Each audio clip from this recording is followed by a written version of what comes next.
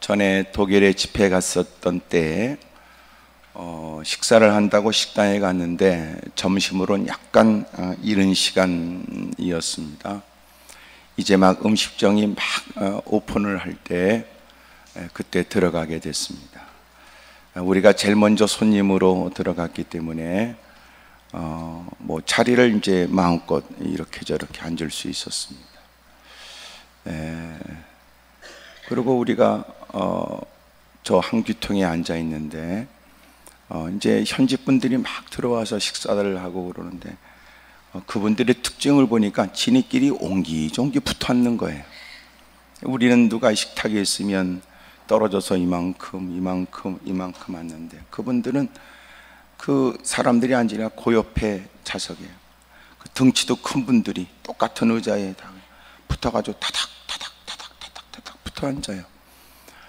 또 그분들이 하는 얘기를 보면 대부분 이렇게 우리는 웬만큼 거리를 두고 얘기하는데 바싹 얼굴을 들이밀고 그렇게 얘기를 해요. 사람이 문화 속에 있는 각 나라마다 그 마운다리가 좀 이렇게 서로가 경계선을 갖게 되는데 그 거리가 있대요.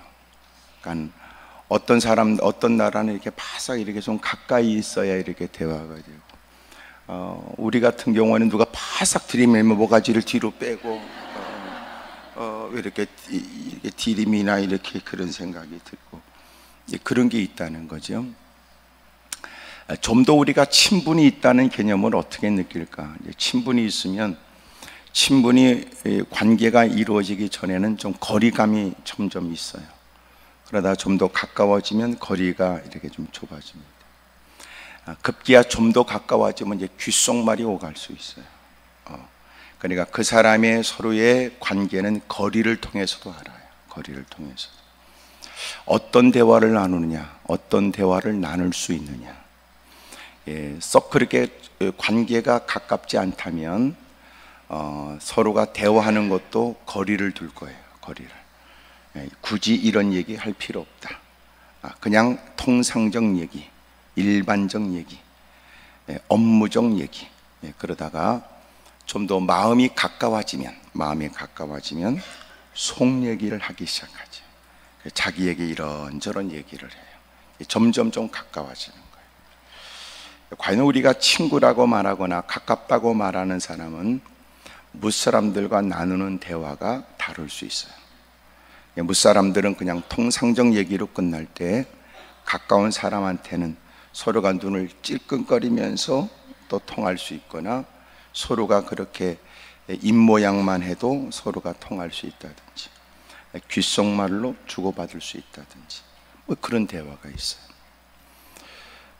과연 우리가 신앙생활 하면서 우리 주변에는 과연 이렇게 마음을 충분히 오픈하고 또 얘기할 수 있는 사람이 얼마나 있을까? 그래서 결정적 순간에는 누군가는 가까운 사람이 아무도 없는 경우도 있어요. 소위 그에게 친구가 없는 거예요. 우리가 인생이 행복해지려면 무엇보다도 멘토가 있어야 되고 또 동료도 있어야 되고 또 하나는 자기를 따르겠다는 멘티도 있어야 된다는 거예요. 멘토는 내가 끊임없이 지적을 받을 수 있고 내가 지도를 요청할 수 있는 멘토예요. 멘토. 그러니까 멘토는 뭐냐면 내가 일방적으로 나는 그분이 멘토입니다 해놓고 지 맘대로 살면 안 되고, 멘토는 뭐냐면 내가 그분에게 지적도 받고 그 어떤 일에 관해서 지도를 받는 거예요. 여러분 그게 멘토예요. 그 멘토가 필요한 건 통제가 필요한 게 인간이거든요. 달란다 싶으면 눈에 뵈는 것 없고 칭찬 소리 들으면 여러분 거들먹거리고 더러운 짓 할 가능성이 많은 게 인간이에요. 그래서 멘토가 필요해요. 멘토가. 통제에 대한 얘기일 수 있어요. 또 더 나은 발전에 대한 얘기일 수 있어요. 자기가 인식하지 못한 문제 제기에 대한 얘기일 수 있어요. 또 하나는 자기가 동료예요. 이 동료는 뭐냐면 우리도 다 위로가 필요해요. 격려가 필요해요. 그래서 가까운 누군가가 우리에게 격려해주고 또 독려해주고 위로해주는 것이 우리에게 필요해요. 그래서 동료도 있어야 돼요. 또 하나는 멘티가 뭐냐면 나를 따르겠다는 사람, 나를 배우겠다는 사람, 누군가 존경하고 뭔가 좀 따르고 싶은 누군가 있다면 행복한 거죠. 옆에 분한테 물어보세요. 그 세 가지 중에 그쪽은 뭐가 있냐고 물어보세요. 시작.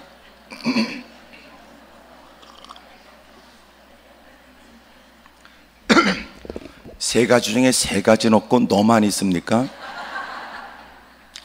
그게 불행한 거예요. 사람은 누구든지 다 삶을 장담할 수가 없어요. 비틀거릴 때 때로는 기댈 만한 뭔가 필요해요. 겉으로 볼 때는 여러분 내가 붙잡고 다닐 사람으로 보이냐 그래도 언젠가는 때가 되면 뭔가를 붙잡고 일어나야 될 거예요. 그러니까 인간은 다 그래요. 그러니까 때로는 기대게 되거나 또 피차것은 상호간에 마찬가지예요. 연약하여 누군가가 위로가 필요할 때 있어요. 대단한 사람이라도 위로가 필요할 수 있죠. 대단한 그 한때 설교자라고 불려지는 어떤 분도 그분의 글을 보니까 그랬더라고요. 누군가가 자신에게 건넨 목사님 오늘 은혜 받았습니다. 이 얘기가 그분에게 큰 격려가 됐다. 이게 의문스러운 거예요. 의아스럽죠. 아니 그렇게 대단하게 뛰어난 설교를 하는 분이라고 알려졌던 분들, 많은 목회자들에게 다 부러움의 대상이 됐던 분들, 모든 분들이 다 그를 주목했는데, 그런데 그에게 은혜 받았습니다 그 말이 뭐 그렇게 대단한 말일까? 뻔한 일상의 얘기처럼 들려졌는데, 그러나 그분은 그 얘기를 듣고 큰 힘을 얻었대요. 이게 무슨 말이냐면 모든 사람이 다 하는 말은 아니었다는 거예요. 또 하나 그분도 누군가의 위로가 필요한 사람이었다는 거예요. 격려가 필요한. 그러므로 여러분들은 목사님의 기도나 지도를 통해서 여러분도 신앙에 성장하지만 여러분도 주의 종들을 위해 기도하셔야 돼요. 우리 주변에 안타까운 많은 일들은 그분이 얼마큼 자신을 잘 처신하지 못했는지에 대해서 비판받을 이유도 있지만, 사실은 그 주변의 분들이 왜 그분을 위해 기도하지 않았는지, 여러분 그것도 문제가 될 수 있는 거예요. 여러분 세상에 모든 사람이 하나님의 은혜로 사니까 누가 볼 때는 부족함이 없는 듯 보여지지만 정작 그는 하나님께 무릎 꿇고 은혜와 은총을 구해야 될 사람이에요. 제가 한국교회가 다시 되찾아야 될 기도의 언어는 불쌍히 여겨달라는 것이다, 그랬습니다. 한국교회가 다시 되찾아야 될 기도의 언어, 부흥을 주십시오 이게 아니고 불쌍히 여겨달라는 거예요. 교회 건물 하나 지니까 눈구녕에 베는 게 없고 교회 좀 모였다고 그러니까 오만방자하다면 여러분 결코 하나님이 보고만 계시지 않으세요. 마침내 그렇게 경고한 것 같았으나 거센 태풍 앞에는 평상시 흔들리진 않았는데 뽑아져 버린단 말이에요. 뽑혀버린단 말이에요.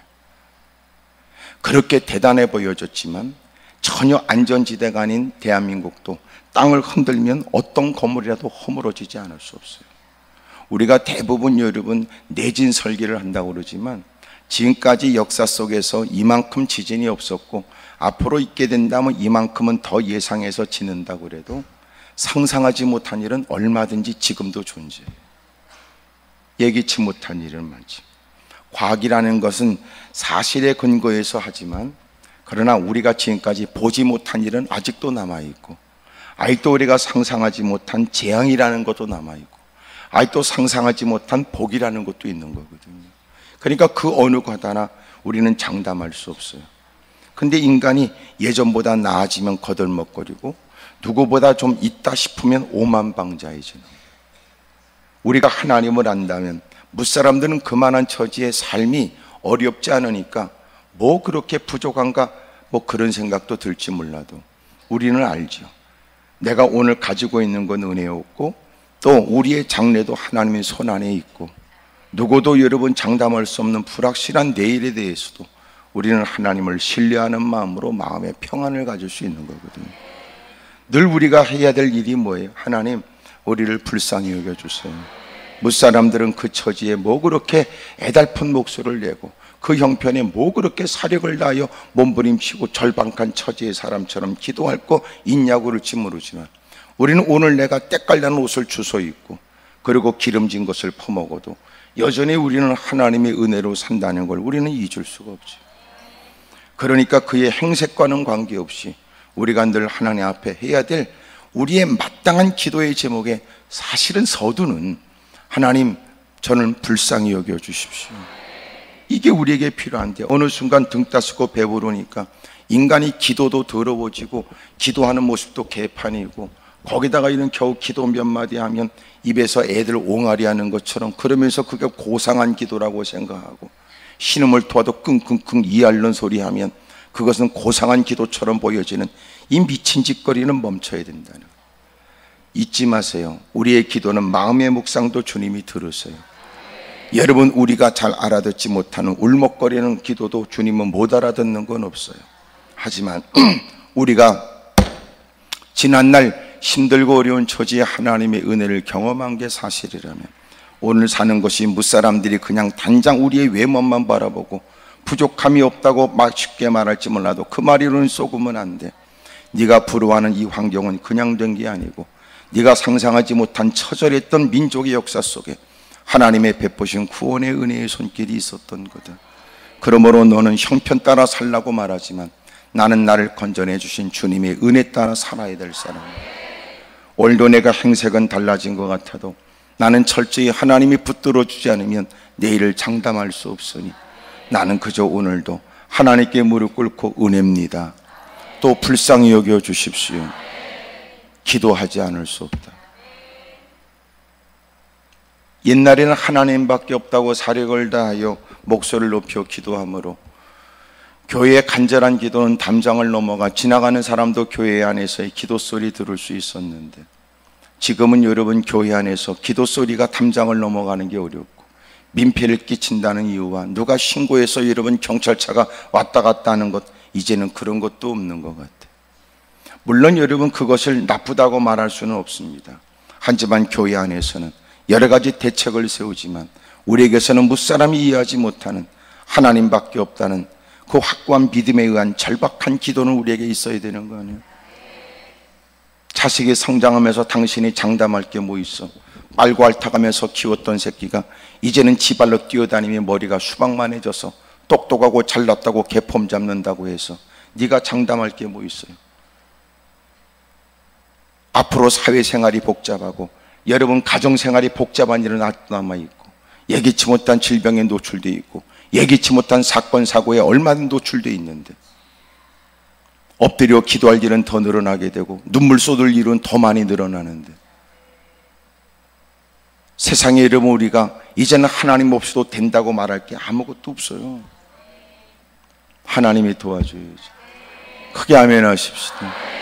그래서 끊임없이 흔들리고 넘어질 가능성이 많기 때문에 신앙 안에서 멘토, 동료, 그리고 멘티가 있다는 건 대단히 중요해요. 누군가 나를 따르겠다고 하는 것은 내가 넘어지고 싶어도 넘어질 수 없는 이유가 되기도 하지. 누가 나를 주목하고 있다는 건 힘들다고 해서 포기하고 싶지만 포기할 수 없다는 마음을 새롭게 다지기도 하지.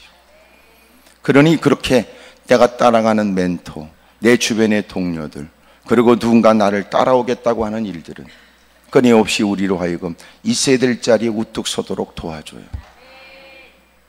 당신은 멘토가 있습니까? 동료는 있을까요? 멘티가 있나요?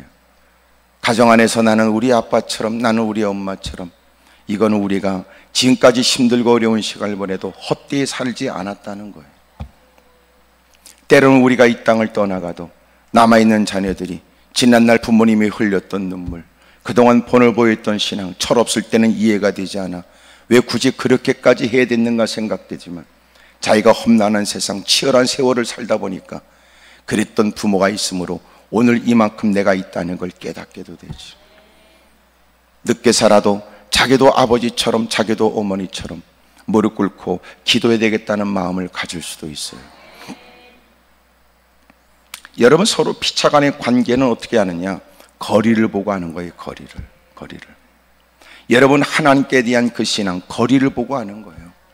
마지막 때가 될수록 더 주님께 가까이 다가가려고 하는 사람, 여러분 한 걸음 더 바싹 다가가려고 애쓰는 사람, 이미도 그것은 관계의 개선이 있다는 말 아닙니까? 여러분, 그 사람이 과연 어디까지 같이 갈 수 있을까? 어디까지 같이 갈 수 있을까? 그걸 통해서도 그의 관계를 알아요. 때로는 누군가 나랑 같이 가줄래? 나 무서워 죽겠어. 너 나하고 같이 가줄래? 전혀 모르겠거든. 나하고 같이 가줄래? 내가 걱정이 돼서. 기꺼이 그 제안도 알았어, 내가 같이 가줄게. 때로는 누군가가 힘들어하는 모습에 쫓아가서 어깨를 토닥거리고 걱정할 거 없어. 내가 정기가 힘들면 내가 같이 가줄게. 내가 같이 동행해 줄게. 때로는 하나님께 엎드려 기도하는 것조차도 여러분, 내가 기도해야 된다는 걸 잘 또렷하게 알고 있고 기도하겠다고 무릎을 꿇지만 여러분, 기도하면서도 기도 속에서의 보이지 않는 외로움이 우리를 힘들게 할 때도 있어요. 어쩌다 이제는 나 혼자 덩그라니 이렇게 하나님께 무릎을 꿇고 있는가, 이런 생각도. 또 기도 안에 주님 품 안에 뛰어들어가기 전까지 그는 힘들어요. 그럴 때 누군가가 지쳐있는 그에게 집사님, 나도 같이 기도할게. 나도 같이 기도해 줄게. 그게 얼마나 고마워. 여러분, 우리가 얼마큼 가까이 할 수 있느냐? 여러분, 가정은 어떨까요? 부부끼리, 여러분 자녀들과의 관계는 얼마큼 가까울까요? 여러분, 이제는 어디까지 같이 갈 수 있을까요? 어디까지 같이 갈 수 있을까요? 아이들이 점점 성장하면 이제는 부모와 같이 다니는 것도 싫어하는 거예요. 옷 사준다고 해도 싫다는 거예요. 드디어 엄마가 가서 애한테 좋겠다 싶어서 적지 않은 값을 지불하고 옷을 사다 갖고 오니까 옷이 이게 뭐냐고 그러고 거들떠도 안 봐요. 그리고 애들이 요구하는 건 카드만 달라 그래. 지가 가서 사갖고 오겠다. 드디어 사갖고 오는 거는 찢어진 거, 뒤집어 입은 거 같은 거, 좀 먹은 거 같은 거.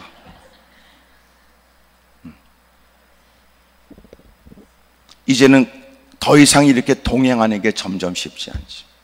우리의 신앙은 어떨까요? 우리는 어디까지 주님을 따라갈 수 있을까요? 자기의 필요를 따라, 자기가 자기의 필요 때문에 주님의 이름을 부르지만 주님이 내 이름을 호명하는 게 싫은 거예요. 나는 내 필요 따라 주님께 도움을 청하겠다고 찾을 수는 있지만 주님이 시시때때로 부르는 건 귀찮아 죽겠는 거예요. 주님 자꾸 저를 부르지 마세요. 귀찮게 하지 마세요. 그러나 자기는 그릇된 일에 상처는 끊임없고 삶의 모든 것들이 다 허물어지는 비참한 처지가 되고 의지했던 사람들로부터 냉정하게 외면을 당하고 여러분, 기대했던 것으로부터 허망한 결과를 얻게 되면 인간은 비로소 하나님께 무릎 꿇고 대빵 친한 척해요. 그게 우리의 신앙의 수준이지. 난 여러분이 다 그렇다고는 생각하지 않아요.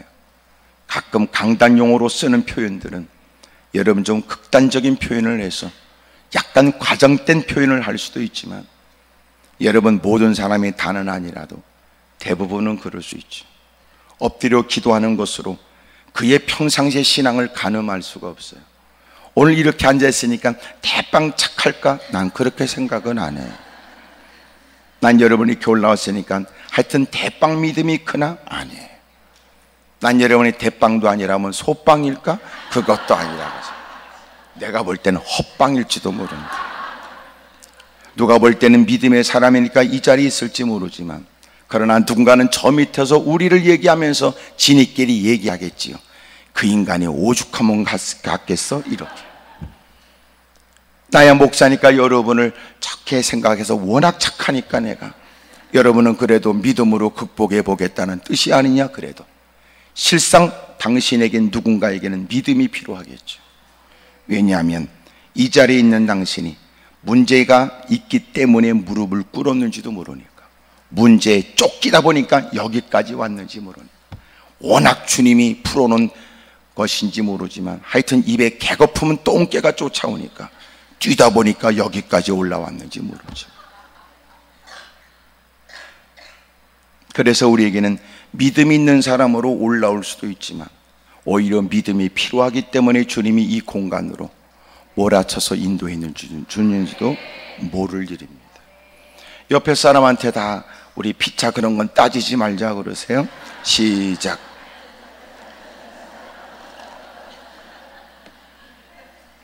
오늘 주님의 위로가 있어서 여러분이 생기도 있길 바라고, 또 주님의 조치가 있어서 역사가 경험되길 바라고, 또 여러분 좋은 믿음의 사람들 틈바구니에서 진실된 마음으로 사실은 제가 믿음이 없습니다, 그런 고백과 함께 하나님의 은혜가 있기를 주의 이름으로 축복합니다. 여러분, 우리가 가깝다는 것은 얼만큼 대화할 수 있느냐, 어디까지 대화할 수 있느냐, 어디까지 갈 수 있느냐. 여러분, 사랑하는 아내와 어디까지 대화할 수 있을까? 어디까지 갈 수 있을까? 어떻게 보면 신앙생활의 모든 것들이 다 대화는 쉽지는 않을 것 같아요. 하나님이 아브라함에게 아들 이삭을 드리라고 하는 것은 여러분, 아브라함에게도 충격적인 일이지만, 그러나 어떻게든지 자식을 얻고자 애썼던, 그래서 자기의 몸종이었던 하갈의 방에 그 아브라함을 등을 띠밀어서 집어넣어야 했던 그 처지는 얼마나 힘들었을까. 그래서 이스마엘을 얻게 되잖아요. 나중에 하나님이 그가 배가 불러 이삭을 얻게 하니까 그가 얼마나 기가 살았는지, 하여튼 전현호하고 저 새끼하고 다 내보내라고. 왜냐하면 그 하갈이 배가 불러서 자기의 여주인을 멸시했거든요. 그러니까 여러분, 여인으로서 자식을 낳지 못한다는 것 때문에 가졌던 서러움에, 자기의 몸종이었던 주제에 남편의 씨를 뱉다고 하는 것 때문에 거들먹거리고 오만방자했던 그 모습이 얼마나 한이 됐겠어요. 여러분, 그랬던 여인, 그런데 이삭이 성장했는데 그 이삭을 하나님이 잡아 죽이라는 얘기를 아브라함은 선명하게 들었으나 그 얘기를 아내한테 어떻게 얘기해요? 그러면서도 마음 가운데, 하나님은 죽은 몸 같았던 내 아내의 몸에 생명을 주신 것처럼 하나님께서는 그 자식을 하나님께 드려 불에 싸질러 버리면 그 죽은 자 가운데서도 다시 생명을 주실 줄로 믿었다는 거예요. 하지만 그만큼 이해하지 못하는 아내에게 여러분, 설명한다고 해서 충분히 이해는 될까? 자기 마음에 있는 확신을 가지고 아내한테 말도 안 하고 하나님의 음성을 쫓아 아들을 데리고 3일 길을 걸어 모리아산, 하나님이 원하시는 곳까지 데려가. 그리고 따라왔던 두 사람은 너희들은 거기 있으라고 그러고 자기 아들 이삭과 함께 산에 올라가. 그리고 날카로운 칼로 목을 젖히고 있는 이삭의 목을 내리 찍으려고 하는 순간 하나님이 그의 손을 붙드시고, 그리고 이제야 네가 나를 경외하는 줄 알게 됐다고 말씀하시거든요. 우리는 과연 얼마큼까지 얘기할까요? 얼마큼까지 얘기가 가능할까? 우리는 어디까지 가능할까? 평상시 주님밖에 없다고 부들부들 떨고 앉았지만, 주님 그러고 여러분 찬송할 때는 또 눈물이 찔끔 나오는 것처럼 보여지지만, 분위기에 감정이 동화되어져서 괜히 뭐가 있는 것처럼 느껴지지만, 과연 우리는 주님과 어디까지 동행할까요? 집구석까지 함께 갈까? 여름 서스럼없이 만나는 편하게 만나는 친구들 그 자리까지 주님과 같이 동행할 수 있을까? 때는 어느 날 주님이 불현도 들려주는 마음의 감당, 거절할 수 없고 못 들었다고 할 수 없는, 이렇게 마이크 스피커로 들려주는 소리는 아니지만 하나님이 내게 선명하게 깨닫게 하시는 그 어떤 일에 대한 분부에 우리는 지금까지 하던 일을 멈추고 선뜻 그 일에 나설 수는 있을까? 우리의 신앙은 어떨까요? 오늘 성경에 보면 예수님께서 하시는 말씀에 일어나 함께 가자, 보라 나를 파는 자가 가까이 왔다고 말씀하죠. 오늘 본문의 내용은 이렇습니다. 36절부터 보면 도움되겠지요. 이에 예수께서 제자들과 함께 겟세마네라 하는 곳에 이르러 제자들에게 이르시되 내가 저기 가서 기도할 동안에 너희는 여기 앉아있으라 하시고, 예수님께서 이제 십자가 짊어지기 전에 우리가 잘 알고 있는 것처럼 가룟 유다가 예수님을 팔아버리겠다고 장로들과 대제사장과 협상을 하고 돈을 받기로 하고 언제 예수님을 넘겨줄까 그렇게 기회를 엿보고 있을 때, 이게 무슨 말이냐면 여러분, 언제 넘겨줄까, 이것은 내가 끌고 가서 내가 팔아버린다는 개념이 아니라 장로들과 대제사장들이 어떻게든지 예수님을 결박하여 죄를 뒤집어 씌워 그리고 로마의 그 권력을 갖고 그를 죽일 생각을 했는데, 문제는 기회를 못 보는 거예요. 왜냐하면 주변에는 많은 사람들이 있었고 그 많은 사람들에 의해서 환호 속에 있는 예수님을 어떻게 쫓아가 결박하겠어요? 환호하고 있는 사람들에 의해 밀란이 일어나는 걸 원치 않았으니까 모르게 아무도 없을 때 예수님을 결박할 기회를 찾으려고 했지만 도대체 예수님이 어디 계시는지를 몰랐으니까 그런 중에 예수님을 따르는 제자 중에 하나인 가룟 유다가 이래 내가 기꺼이 예수님을 넘겨줄 방법을 알려줄 테니까 당신들이 모르는 예수님이 어느 곳에 계시는지 많은 무리들이 없을 때 어느 공간에 계시는지 내가 알려줄 테니까 그래서 예수님을 넘겨주는 값으로 여러분 노예 한 사람의 값을 받아요. 그리고 약속을 하고 그리고 가룟 유다는 기회를 엿보고 있을 때 예수님께서 제자들을 겟세마네 동산으로 데려가게 됩니다. 감난산 그리고 겟세마네라는 곳으로 주님은 기도하러 가셨죠. 그리고 따라갈 때는 가룟 유다를 제외한 11사람이 따라간 거예요. 주님께서 그 밑에 너희들은 여기 앉아있으라 라고 말씀해요. 그리고 11사람 중에 3사람 베드로, 야고보, 요한을 따로 주님은 부르셔서 너희들은 나를 따라와라. 그리고 주님은 또 그들을 따로 데려가세요. 37절 36절 마지막에는 너희는 여기 앉아있으라 하시고 37절 베드로와 세베대의 2 아들을 데리고 가실새 고민하여 슬퍼하사 38절 이에 말씀하시되 내 마음이 매우 고민하여 죽게 되었으니 너희는 여기 머물러 나와 함께 깨어있으라 하시고 그래요.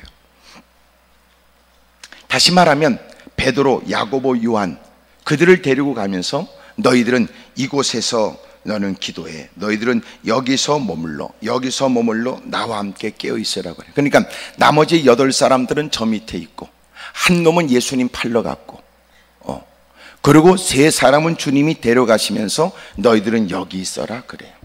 이런 걸 보면 우습지요. 교회 안에 다수의 사람이 있지만 그 중에 하나는 가룟 유다일지 나머지는 그저 쭈그리고 앉아있는 인간일지 그런 중에도 주님이 특별히 기대를 거시는 몇 사람이 또 따로 있을지 제자 훈련에 있어서 3사람을 핵심 제자라고도 말하기도 합니다. 그래서 베드로, 야고보, 요한 주님이 공생애 중에 이 3사람은 특별히 더 많은 것을 보고 경험하도록 만들었어요. 우리가 잘 알고 있는 변화산 산상에서의 모습들 또 회당장 야이로의 딸이 죽었을 때 살아나는 그 현장에 다른 제자들을 말고 베드로, 야고보, 요한을 따르고 데려가셔서 그 놀라운 일을 목격하기도 하셨어요. 모세와 엘리야가 만나 예수님과 대화하는 것도 보게 하셨던 주님이 이제는 주님이 엎드려 기도하시는 그 기도에 가장 가까운 곳에서 함께 깨어있어 기도하기를 원하셨던 겁니다. 여러분 우리가 사역 가운데도 그럴 수 있어요. 이왕이면 내가 누군가에게 더 속 얘기를 하고 싶어요. 다 얘기할 수 없어요. 왜냐하면 여러분 말 많은 예편내게 그 말하면 그 인간은 이 기쁜 소식을 온 세상 전하세 그러고 동네를 100바퀴 뛸 가능성이 있기 때문에 누군가에게 집사님 나하고 같이 좀 이런 부분에서 기도해 줄 수 있어요? 권사님, 장로님 이것 때문에 좀 기도 좀 할 수 있을까요? 여러분 이런 제안도 아무나 할 수 있는 거 아니에요. 여러분 우리가 우리 주변에도 여러 사람이 있지요. 이왕이면 여러분 주변에는 좋은 사람이 많길 바라요. 할렐루야. 그런 기도에 대응해서 그랬어요 집사님. 알았어. 금식한다고? 그러면 집사님 제가 같이 금식은 못하는데 한 끼 내가 금식은 할게. 그리고 기도할게. 얼마나 힘이 돼요. 하여튼 아멘 소리는 잘 안 들리지만 그래도 여러분은 힘들고 어려움을 만났을 때 여러분은 누군가가 그렇게 얘기해주고 그런 사람이 필요하다는 걸 절실하게 느낄 거예요. 사방팔방에 다 막혔을 때 누군가 나를 위해서 기도해 준다는 얘기, 함께 금식하면서라도 같이 기도에 동참하겠다는 얘기가 얼마나 고마운지 몰라요. 마치 막연하게 멀리 계신 것 같았던 하나님이 여러분 그가 기도한다는 얘기에 좀 더 그 주님이 가까이 계신 것 같은 마음도 느끼기도 해요. 주님께서 그들을 더 가까이 두시고 너희들은 여기 머물러. 저 밑에는 8명의 사람, 더 멀리에는 예수님 팔아먹겠다는 그놈, 그리고 좀 더 가까이는 베드로, 야고보, 요한이 있어요. 주님은 그들에게서 조금 더 나가셨어요. 그리고 돌 던질 만큼 좀 더 떨어진 곳, 서로의 기도가 방해되지 않는 것, 좀 더 주님께 집중할 수 있는 것, 좀 더 하나님께 마음을 쏟을 수 있는 그 거리로 나갔어요. 조금 나아가서 얼굴을 땅에 대시고 엎드려 기도합니다. 여러분, 예수님의 기도의 모습을 봐도 여러분 이것은 얼마나 간절한 기도인가를 느낄 수 있어요. 조금 나아가서 얼굴을 땅에 대시고 엎드려 기도하여 이르시되, 내 아버지여, 만일 할만하시거든 이 잔을 내게서 지나가게 하옵소서. 그러나 나의 원대로 마시옵고 아버지의 원대로 하옵소서. 기도의 여러분 가장 중요한 본은 이거예요. 여러분이 기도에 올라오면서 저 입구에 있는 현수막을 제가 써놨습니다. 여러분, 원구 원행, 원하는 것을 구하고 원하시는 것을 행하라. 여러분, 우리가 필요한 것을 구할 수 있지만 결론은 하나님이 원하시는 것으로 결론을 내려야 됩니다. 여러분, 사람들은 다 보고 듣는 것 때문에 마음 가운데 욕구를 가질 수 있지만, 그러나 우리는 하나님께서 우리에게 원하시는 바를 따라 믿음으로 살아야 된다는 거예요. 원구원행, 따라합시다. 원구원행, 원구원행, 원구원. 내가 원하는 것을 구하되 그러나 원하시는 것을 행하라. 예수님께서 아버지여, 만일 할만하시거든 이 잔을 내게서 지나가게 하옵소서. 그러나 나의 원대로 마옵시고 아버지의 원대로 하옵소서 하시고, 제자들에게 오사 그 자는 것을 보시고 베드로에게 말씀하시되, 너희가 나와 함께 한 시간도 이렇게 깨어 있을 수 없더냐. 기도하신 다음에 주님은 기도하라고 말씀하셨던 제자들에게 오신 거예요. 그리고 주님은 그들이 깊은 잠에 빠져 있다는 걸 보셨습니다. 여러분, 그들은 피곤했어요. 왜냐하면 하루 종일 주님 곁에서 보내는 시간은 육체적으로 고단한 시간이었습니다. 그리고 지금까지 그의 일상은 그랬습니다. 하루 종일 예수님 곁에서 몰려드는 많은 사람들을 통제해가며 예수님의 말씀하시기에 용이하도록, 때로는 여러분 과한 사람들의 행동을 제재해가면서 예수님 곁에서 예수님의 일들을 그렇게 돕는다는 건 쉬운 일이 아니었어요. 그래서 늘 피곤했지만 그래도 늦은 시간은, 그래도 짧은 잠이라도 깊이 잘 수 있었는데, 그날도 그렇게 해야 된다고 생각했을 뿐이에요. 잠시 몇 시간 있다가 일어난 일들은 전혀 제자들은 모르고 있어요. 이미 주님이 일러주신 말씀을 그들은 아주 의도적으로 외면하고 싶었거든요. 내가 장로들과 대제사장들에 의해서 내가 고난을 당하고, 그리고 저주의 십자가를 짊어지고 죽은 다음에 다시 부활할 것이다, 이런 말씀을 그들은, 예수님이 하셨던 말씀은 기억하지만 그러나 주의 말씀이 그들에게 나타나지는 걸 원하지 않았다고요. 그리고 그것이 여러분 그날 곧 시작된다는 걸 몰랐던 거예요. 그들은 피곤하니까 잠을 자야 되고 내일도 아침 일찍부터 몰려들 많은 사람들, 여러분 예수님 곁에서 어떻게 수종될까 이것만 고민되고 있을 때, 그래서 지금은 잠시 자야 된다고만 생각했던 거거든요. 근데 예수님이 그들에게 기도를 가르쳐 준 겁니다. 평상시에는 예수님이 홀로 습관을 쫓아 기도하셨다가 왜 오늘은 이렇게 우리를 데려가면서 기도하라고 말씀하실까? 주님의 말씀에 여러분 반기를 들 마음은 없으나 너무나 피곤해 지쳐 있으니까 그만 깊은 잠에 빠져버려요. 지금도 누군가는 눈이 꺼먹꺼먹하는 것처럼, 그래도 의식이 있을 때는 눈꺼풀이 오르고 내려가는 게 좀 늦어질 뿐이지, 그러나 그것도 힘없이 눈꺼풀이 탁 다치면 그걸 영업을 끝냈다고 그러는 거예요.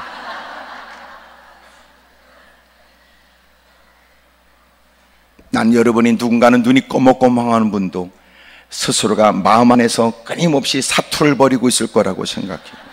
이러면 안 되는데, 근데 시야가 자꾸 흐려지지.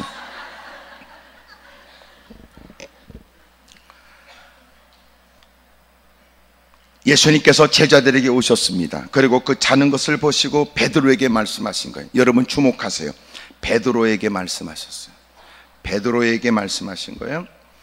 너희가 나와 함께 한 시간도, 베드로를 보시면서 여러분 같이 앉고 있는 베드로, 야고보, 요한, 그들이 다 들어야 될 말이에요. 그런데 주님은 베드로에게 말씀하시되 너희가 나와 함께 한 시간도 이렇게 깨어 있을 수 없더냐. 한 시간이라는 말은 60분을 얘기해요. 너희가 나와 함께 한 시간도 이렇게 깨어 있을 수 없더냐. 여러분, 어떤 분이 1시간 기도 뭐 이런 것도 책도 썼는데, 여러분, 오늘 성경에 있는 주님께서 말씀하시기를, 야, 내가 어느 때와 달리 오늘 이렇게 너에게 기도하라고 강조했던 때가 있느냐? 내가 너희에게 피곤함을 무릅쓰고 너희들은 잠도 자지 말고 기도하라고 한 적이 있었느냐? 적어도 보낸 세월에 주님께서 어떻게 모든 일을 행하셨는지를 모르지 않는다면, 이렇게까지 주님이 강조하시면 무슨 연유와 이유가 있을 거라고 생각해야 되는 거 아니냐? 평상시에 주님을 누구보다 잘 안다고 자부하는 제자의 입장에, 특별히 많은 무리 가운데 택하여 곁에 있게 하심으로 보낸 적지 않은 세월을 보냈던 제자의 입장에 왜 주님이 이 말씀을 우리에게 하실까? 그래도 육체의 자기의 피곤함을 무릅쓰고 여러 가지 힘들고 어려운 형편을 무릅쓰고라도 주님이 말씀할 때는 어떤 이유가 있을 거라는 생각에 남달리 주님이 하신 말씀에 의미를 부여하고 반응을 보여야 될 것 같지 않습니까? 그들이 생각에 짧아 깊은 잠에 빠질 수 있었다면, 이렇게 주님께서 너희가 이제 나와 함께 1시간도 깨어 있을 수 없느냐, 이 말씀에 그들은 좀 더 정신을 차려야 될 것 같지 않습니까? 더더군다나 주님의 이 말씀은 그들이 정신이 바싹 날 이유가 되겠죠. 41절, 시험에 들지 않게 깨어 기도하라. 마음에는 원이로되 육신이 약하도다. 여러분, 주님께서 너희들이 1시간 동안 나와 함께 기도할 수 없었더냐? 이 말씀은 마치 예수님께서 이미 드렸던 아버지여 할만하시거든 이 잔이 내게서 지나가게 하십시오. 그러나 내 원대로 마옵시고 아버지 원대로 되길 원합니다. 이 기도가 거반 1시간이었는지도 모릅니다. 주님 말씀하시기를, 내가 너희에게는 내 아픈 마음을 얘기했고 너희들에게 기도의 자리를 정해주며 너희들은 나와 함께 기도하라고 누구보다도 많은 것으로 너희에게 보게 했으며 듣게 했던 내가 너희에게 기도를 가르쳐 줬지만, 그러나 너희들은 1시간도 나와 함께 기도할 수 없느냐, 그 말이에요. 평상시에는 그 익숙한 예배에 그 뻔한 얘기 정도로 설교 시간을 때웠던 인간들이, 누구보다도 하나님을 잘 아는 것처럼 했던 인간이 정작 하나님이 우리에게 명백하고 분명하게 깨닫게 하시는 말씀에 하는 반응은 엉터리다, 그 말이에요. 목사며 장로며 권사며 집사며 대빵 개판 개떡같이 거들먹거리긴 하지만, 정작 그래서 다른 사람에게 들려주는 게 아니라 알아들을 것 같은 그들에게 들려준 말씀조차도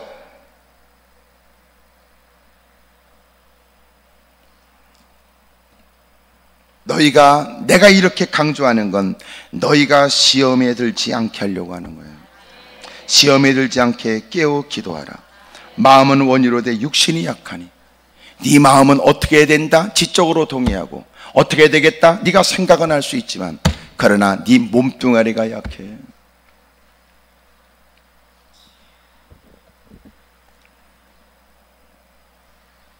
그러므로 기도해라. 기도. 크게 아멘 하십시다. 그리고 주님은 그에게 권면하고 또 기도하겠다고 했겠지요. 죄송하다는 말도 혹시나 덧붙였는지. 알겠습니다, 이제는 깨어 기도하겠습니다 라고 대답했을 거라고 여겨져요. 다시 두 번째 주님은 같은 장소로 가셨습니다. 그리고 기도하시며, 내 아버지여, 만일 내가 마시지 않고는 이 잔이 내게서 지나갈 수 없거든 아버지의 원대로 되기를 원합니다 하시고, 그리고 다시 기도하신 다음에 와서 보니까 그들은 또 깊은 잠에 빠져버렸어요. 그들의 눈은 이미 피곤했고 지쳐 있었던 겁니다. 주님은 또 그들을 깨웠습니다. 그리고 또 주님은 가셔서 또 기도했어요. 그들을 두시고 나아가 세 번째 같은 말씀으로 기도하셨습니다. 그러고 난 다음에 45절에는 주님께서 제자들에게 오세요. 말씀했습니다. 이제는 자고시오. 이제는 자고시오. 때가 가까이 왔으니 인자가 죄인의 손에 팔리느니라. 여러분, 주님이 우리가 막무가내로 자지도 말라 이렇게 말씀하지 않아요.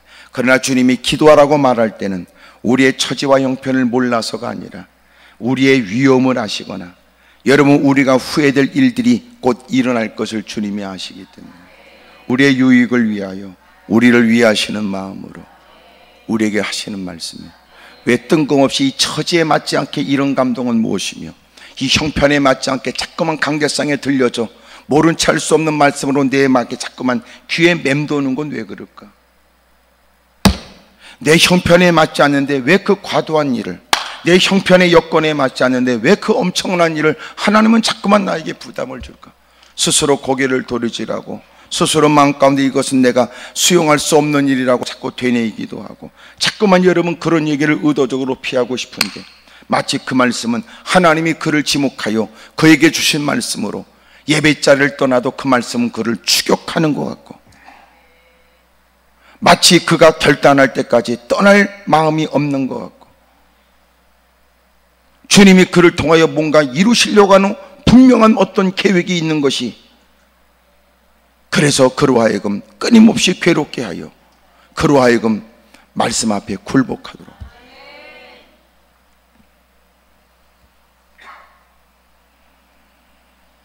오늘 만약 우리가 신앙생활하면서 하나님께서 내게 깨닫게 하시고 알게 하시는 건 이유가 있을 거예요.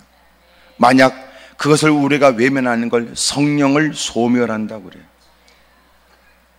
우리 신앙이 뭐냐면 성령을 따라가는 삶인데, 성령을 따라가는 삶에 있어서 필요한 게 뭐냐면 성령을 소멸치 말며. 왜 우리는 하나님께서 우리에게 깨닫게 하시고 알게 하길 원하지만 정작 하나님께서 당신에게 부정할 수 없도록 자극하여 알게 하시고 느끼게 하시고 부정할 수 없도록 주님이 자기도 들었다고 말할 수 있을 만큼 하나님이 감각해 하셨으나 왜 정작 당신은 그 말씀을 의도적으로 외면하냔 말이에요. 그러니까 또 엎어지면 성령의 역사를, 그리고 부들부들 떠는 인간들 보면 부들부들 떨리죠. 너 장난치냐 지금? 내 마음 가운데 하나님이 때로는 이럴 수 있어요. 이게 무슨 마음일까? 왜 이게 무슨 생각일까? 왜 이런 생각이 들까? 이럴 수는 있지요. 그런데 하나님께 겸허히 무릎 꿇고 하나님 예배 가운데, 하나님 기도 중에, 성경을 접하는 중 내 마음 가운데 일어나는 것은 무슨 일입니까?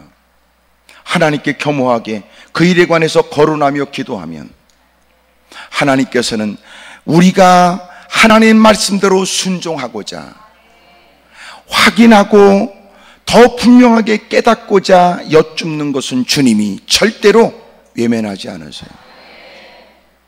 만약 당신이, 여러분, 그것을 거절하거나 그것을 의도적으로 피할 마음으로 주여 확실히 말씀하세요, 곧다구로 하는 기도는 바르지 않은 동기의 기도지만, 하나님 뭐든지 가르쳐 주시면 순종하겠습니다, 뭐든지 주의 말씀은 우리에게 정답입니다, 주님은 의로우십니다, 주님의 결정은 올바른 것입니다, 주여 주님이 말씀하시면 순종하겠습니다.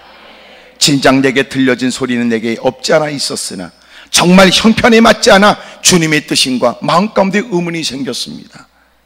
하나님의 뜻대로 순종하지 않으려고 하는 게 아니라 하나님의 뜻이라면 뭐든지 순종할 것입니다. 주여 저에게 다시 깨닫게 해주십시오, 다시 알게 해주십시오. 그런 그에게는 주님이 깨닫게 한다고.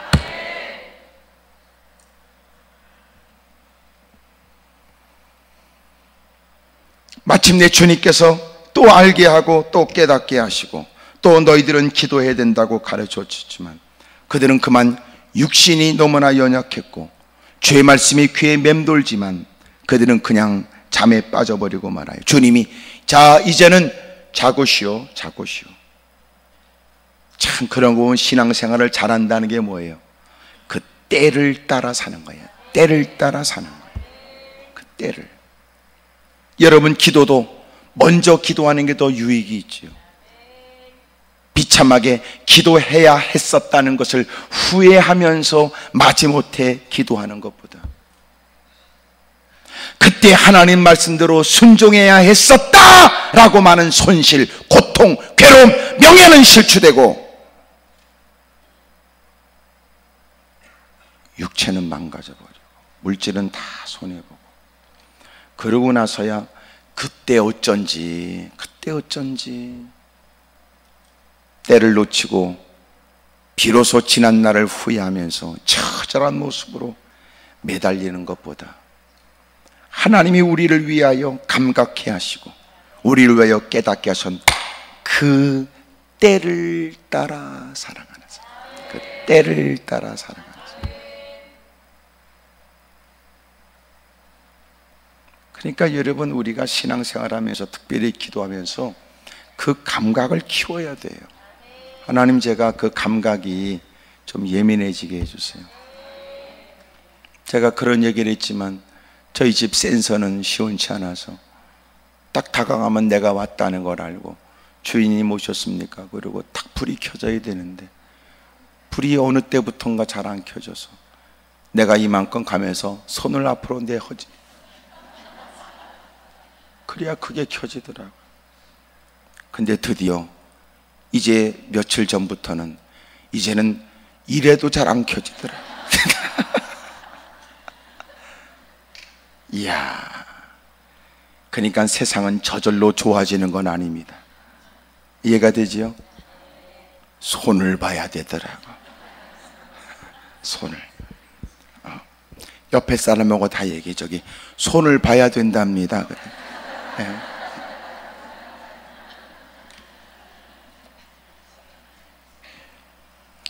여러분, 그 많은 세월 교회를 출입했던 당신의 신앙 경력은 무엇입니까? 익숙하게 예배자리에 앉아 그리고 늘 뻔한 얘기 정도로 듣고 있었던 당신은 누구십니까?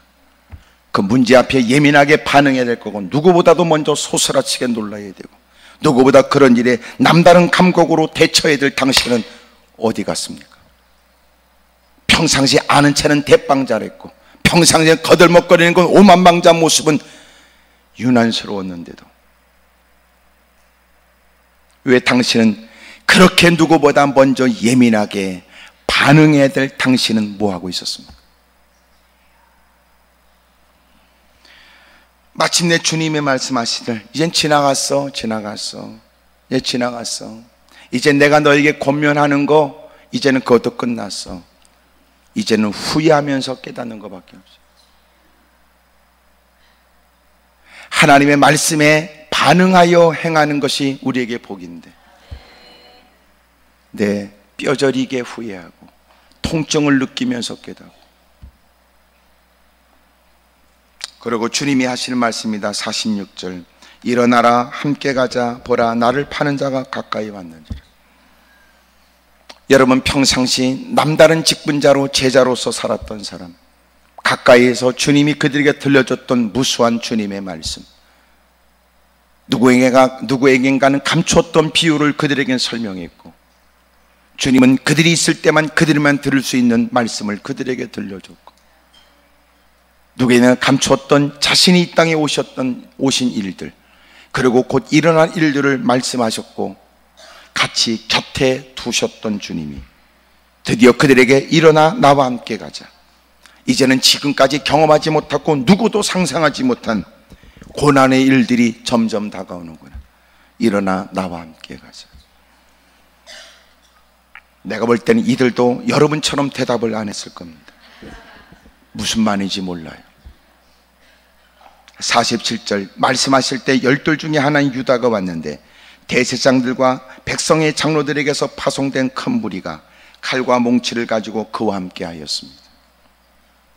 그리고 간교하기 짝이 없는 유다는 다가와 입을 맞추며 라삐요 안녕하셨습니까? 라고 얘기했으니 그것은 48절에 예수를 파는 자가 그들에게 군호를 짜 이르되 내가 입 맞추는 자가 그이니 그를 잡으라 한지라.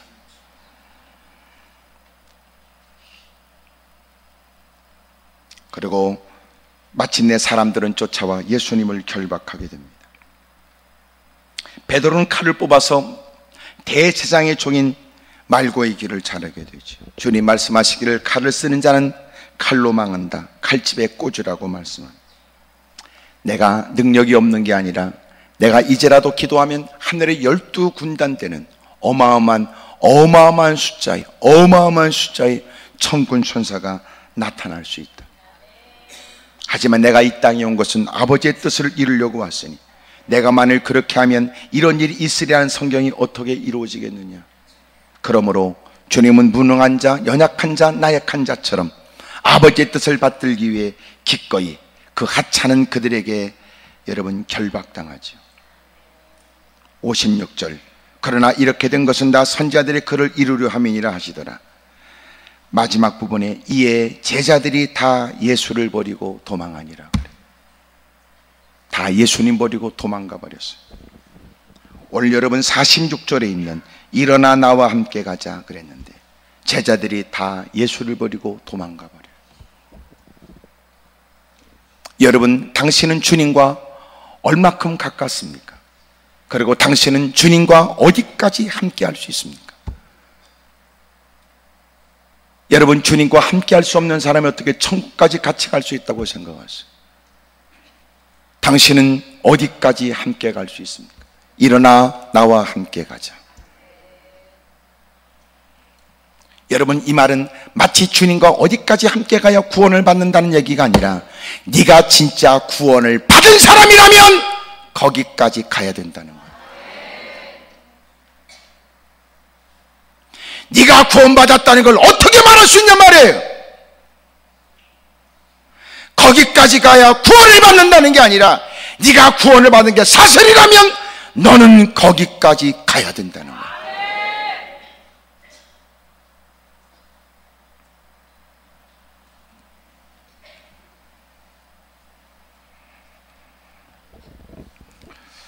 (57절) 예수를 잡은 자들이 그를 끌고 대제사장 가야바에게로 가니 거기 서기관과 장로들이 모여 있더라. (58절) 베드로가 멀찍이 예수를 따라가 그랬어요. 예수님께서 하셨던 말씀 40절에 베드로에게 말씀하시 너희가 나와 함께 한 시간도 이렇게 깨어 있을 수 없더냐. 여러분, 기도에 함께 하지 못했던 그는 마침내 예수님께서 일어나 함께 가자 그러니까 다 도망가 버리더니 마침내 정신 차리고 여러분, 예수님께 다가왔지만 예수님과 함께 가지 못하고 멀찌감치 예수를 따라갑니다. 이유가 있다면 예수님이 결박당한 그 형편을 보고 흥분된 많은 사람들 틈바구니에 자기 역시 곤혹 치는 것을 원치 않았기에 그는 예수님 곁에 있지도 못하고 함께하지 못한 그는 멀리서 체면치레 멀찍이 예수님을 따라가는 것. 그리고 급기야 예수님과 함께 있어야 될 그 인간이 58절 마지막 부분에 보니까 하인들과 함께 앉아 있었습니다. 주님이 일어나 나와 함께 가자고 말할 때 여러분, 그 곁에 있는 것은 그를 핍박하고 조롱하는 군인들만 있을 뿐 그는 멀찍이 예수님을 따라가다가 결국은 밖에서 구경하는 하인들 그들과 함께 있습니다.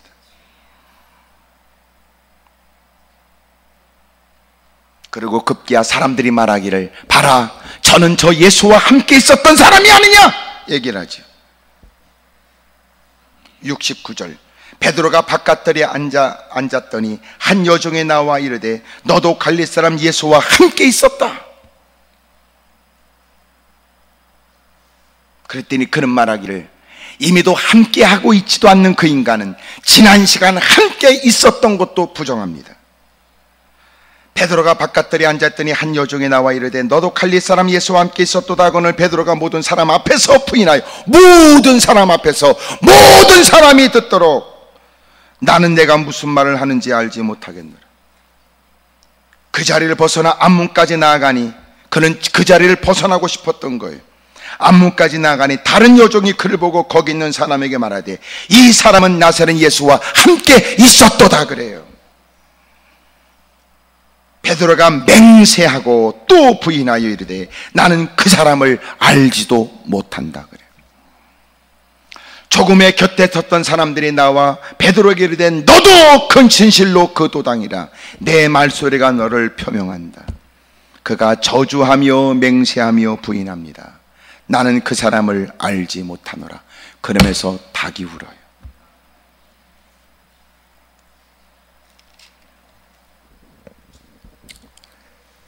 예배 자리에는 앉아 있지만 그렇다고 주님과 함께 하는가? 다른 말이에요. 하나님 말씀에 호응하지만 주님과 함께하는 사람인가? 그것도 다른 말이에요. 예배는 빠지지 않고 참석했다, 그 말과 주님과 함께한다는 말고 별개의 말이에요.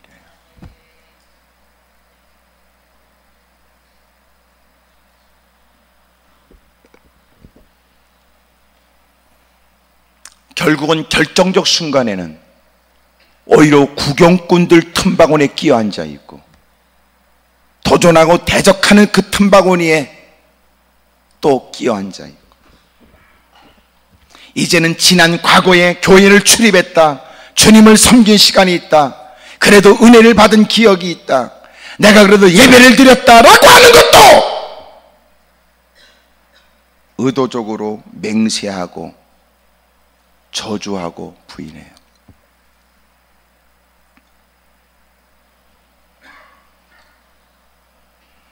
그런 인간이 베드로, 야고보, 요한이고 그런 인간들이 제자예요. 진정한 제자가 누구예요? 주님을 따라가는 거예요.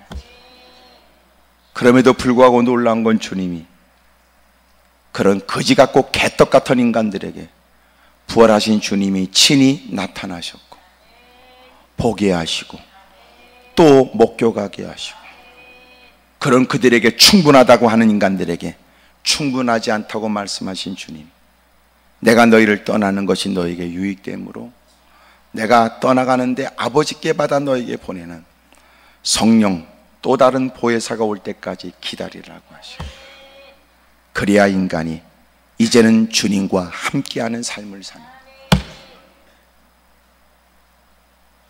이 자리에 모여서 우리의 각오 가지고 되는 거 아니에요.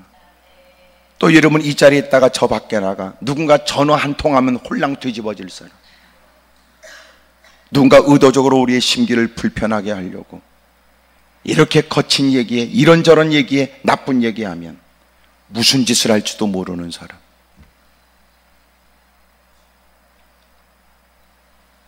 급기야 어느 순간은 주님과 보냈던 시간도 지우고 싶은 사람,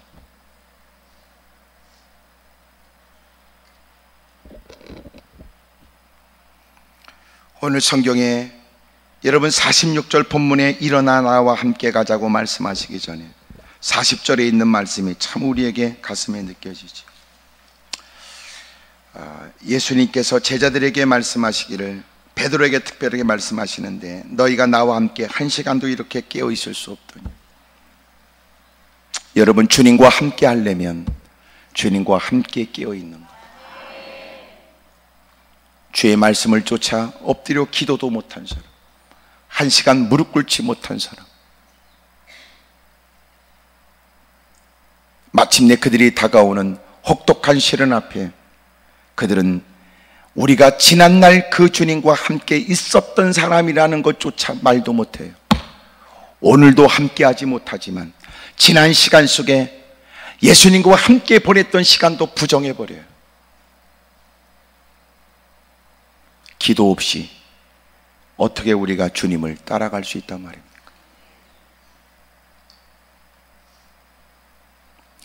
때로는 육체의 피곤함을 무릅쓰고라도 기도할 필요가 있고, 여러 가지 열악한 환경을 무릅쓰고라도 매달릴 필요가 있어요. 특별히 하나님이 우리에게 부정할 수 없도록 깨닫게 하심을 따라.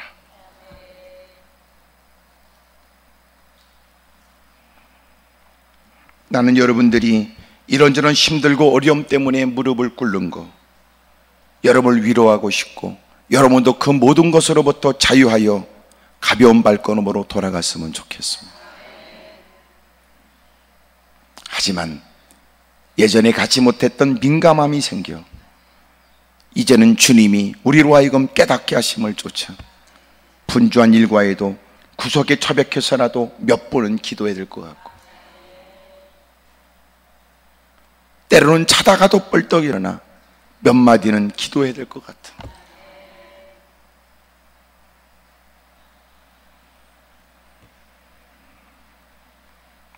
당신 어디까지 쫓아갈 수 있습니까? 저는 어디까지 따라갈 수 있을까요? 인간적으로는 장담이 안 돼요. 하나님 도와주십시오. 끝까지 제가 주님을 따라갈 수 있도록 은혜를 주십시오. 구원을 받은 사람에게도 고난이 따르고 주님을 믿어 여러분 우리가 의에 이르게 되어 의인이라고 불려진다 할지라도 삶의 현장에는 힘들고 어려운 일이 우리에게 있어요. 그럼에도 불구하고 끝까지 주님을 따라가면서 여러분 누군가가 막 뛰면서 빨리 가야 돼, 차 시간 늦었어, 빨리 가야 돼, 내가 앞서갈 테니까 넌 빨리 보고 따라와, 막 쫓아가요. 많은 사람들이 그걸 알지 못하고 우리 주변에 내가 쫓아가는 사람 가운데로 지나가고 또 지나가고 물건을 들고 아이가 지나가면 잠깐 멈칫해야 되고 또 그 위험을 피한다고 멈칫하다 보면 또 놓칠까도 모가지를 빼고 제일 좋은 건 바싹 따라가는 거예요. 바싹 따라가야 돼요. 예?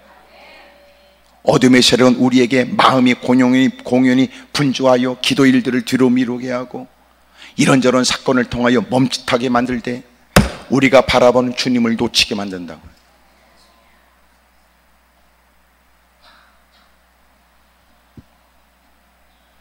때로는 세상의 좀 유행은 좀 여러분 뒤쳐줘도 괜찮아요.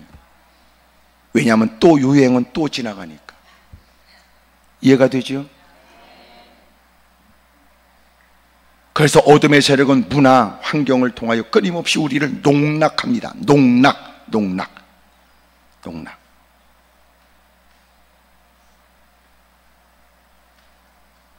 세상에선 좀 누군가하고 좀 부족한 듯 보여도 그게 이러면 주눅들 일이 아니에요. 실제적 사람이 평가될 때는 그 안에 든 것이 뭐가 있냐지, 그의 외적으로 어떤 트렌드에 어떤 이런 분위기에 그거 아니에요. 진짜 사람과 만나 사람이 평가될 때는 그 안에 뭐가 들었느냐야. 뭐가 담겼느냐. 그래서 처음에는 겉으로 볼 때는 그 사람을 평가했다가 만날수록 숙연해지게 만드는 사람. 겉으로 볼 때 뭐가 있는 것 같으나 실상은 아무것도 아닌 인간들. 편하게 만났는데 평생지기가 되고, 편하게 만났는데 여러분 자기가 얼마나 그 사람 때문에 초라하게 느껴지는지, 거들먹거리며 만났던 게 얼마나 부끄러운지, 그런 일도 얼마든지 있어요. 세상에 좀 뒤처진 것 같지만 그건 부끄러운 거 아니에요. 그런 허황된 것에 마음 뺏기지 마세요.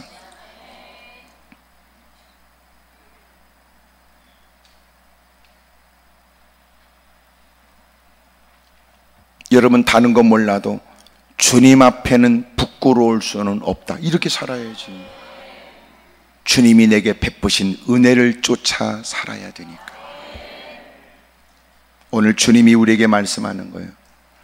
나와 함께 가자. 우리는 어디까지 가능할까? 어떤 사람은 여러분 내가 편하게 할 수 있지만 땀을 흘리는 곳은 싫다고 말할지도, 어떤 사람은 땀 흘리는 걸 뛰어넘어 위험도 감수할 수 있다는 사람, 어떤 사람은 기꺼이 내 목숨을 걸고라도 따라가겠다는 사람. 당신은 어디까지입니까? 대부분은 빈 수레가 요란해. 오늘 이 자리에 있는 저와 여러분들은 우리 모두가 주님을 끝까지 따라가십시다. 골고다까지 올라가고 마침내 여러분 주님이 계시는 천국까지 이르게 됩니다. 예수님 고난이 우리의 고난, 예수님 죽음이 우리의 죽음, 예수님 부활이 우리의 부활도. 아멘입니까? 옆에 사람 다 물어봐요. 그쪽은 어디까지가 가능하겠냐고 좀 물어봐요. 시작.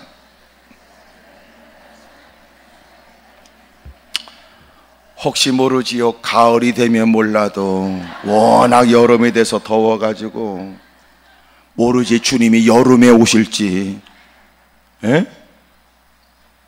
주님이 여러분 무더운 여름에 오실지, 아니면 혹독한 여름은 겨울에 오실지 모르지. 누군가는 움츠리고 이때는 아닌 것 같다고 그러고 엉뚱한 일에 마음을 빼앗기고 나서기 싫다고 그러고 나는 귀찮다고 말하는 그때가 주님이 오실 때인지도 모르죠. 한나는 오실 때인지도 모른다고 그랬지 오신다고 그런 건 아닙니다. 겨울에 오신다, 여름에 오신다 이런 건 아니니까. 또 하나 여러분, 죽음은 두 가지 중에 하나야. 나는 주님이 이 땅에 오시는 것도 종말이지만 주님이 나를 부르는 것도 끝이야. 주님이 부르면 누가 여러분 거부권을 행사하겠어요? 잠깐만요. 제가 지금까지 준비를 못했거든요.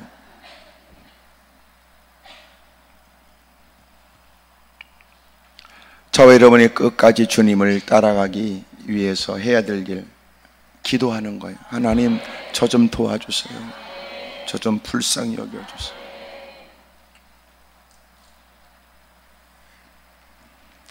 무릎을 꿇겠습니다. 두 손을 가슴에 얹죠.